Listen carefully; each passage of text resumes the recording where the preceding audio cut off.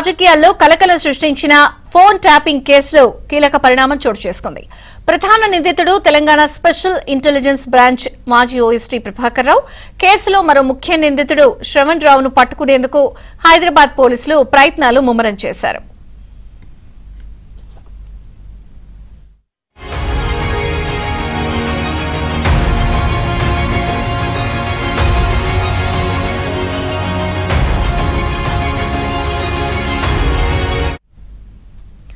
ప్రభాకర్ రావు, శ్రవణ్ రావును అమెరికా నుంచి భారత్ కు రప్పించేందుకు నేరస్తులు అప్పగింత అస్త్రం ప్రయోగిస్తున్నారు.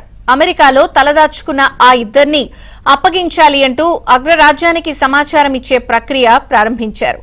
కరడుగట్టిన నేరస్తులను అప్పగించే విషయంలో అమెరికాతో భారత్ కు ఒప్పందం ఉండడంతో తాజా ప్రక్రియకు శ్రీకారం చుట్టారు.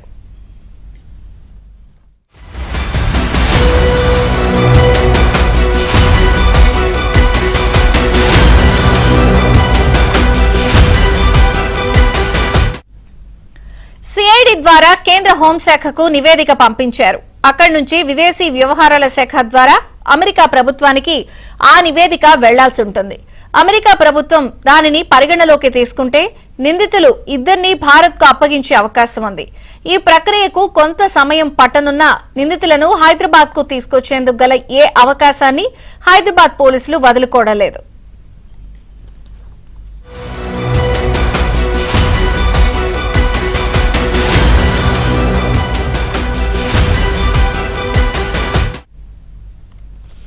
బీఆర్ఎస్ ప్రభుత్వ హయాంలో ఎస్ఐబీ కేంద్రంగా ఫోన్ అక్రమ ట్యాపింగ్ కు పాల్పడినట్లు పంజగుట్ట పోలీస్ స్టేషన్లో 2023 మార్చి 10న కేసు నమోదైంది.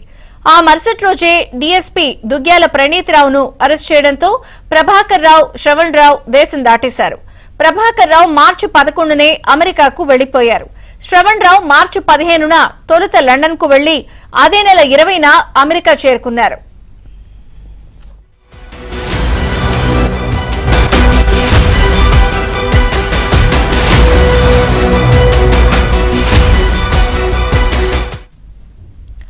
వీసా గడువు ముగిసిన ప్రభాకర్ రావు, శ్రవణ్ రావు అమెరికా నుంచి తిరిగి రాలేదు.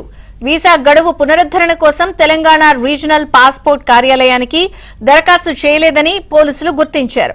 ప్రభాకర్ రావు అమెరికాలోనే గ్రీన్ కార్డ్ పొందినట్లు తర్వాత తెలిసింది. పోలీసులు మాత్రం తమకు అధికారిక సమాచారం రాలేదని చెప్తున్నారు. శ్రవణ్ రావు వీసా గడువు ముగిసినా అమెరికాలో అక్రమ వలసదారుగా ఉన్నట్లు నిర్ధారణకొచ్చారు. వారిద్దరిని హైదరాబాద్ కు తీసుకొచ్చేందుకు గతంలోనే రెడ్ కార్నర్ నోటీస్ జారీకి కసరత్తు చేశారు.